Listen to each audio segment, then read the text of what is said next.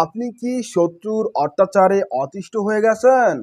আপনাকে বারবার জাদুটোনা কালো জাদু করতেছে?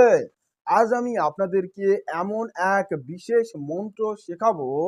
এই মন্ত্রটি যদি আপনি সঠিকভাবে প্রয়োগ করতে পারেন, তাহলে আপনার শত্রুর করা জাদু উল্টোই তার উপর ফেরত যাবে এবং আপনার উপর যে জাদু করেছে, সেই জাদুর দ্বারা সেই আক্রান্ত হবে। এই ভিডিওটি মনোযোগ সহকারে দেখবেন। আর আমাদের এই কবিরাজি তন্ত্রমন্ত্র ইউটিউব চ্যানেলে নতুন দর্শক হলে নিচ থেকে ফ্রিতে চ্যানেলটি সাবস্ক্রাইব করুন, ভিডিওতে লাইক দিয়ে আমাদের নিত্য নতুন ভিডিওগুলি উপভোগ করুন।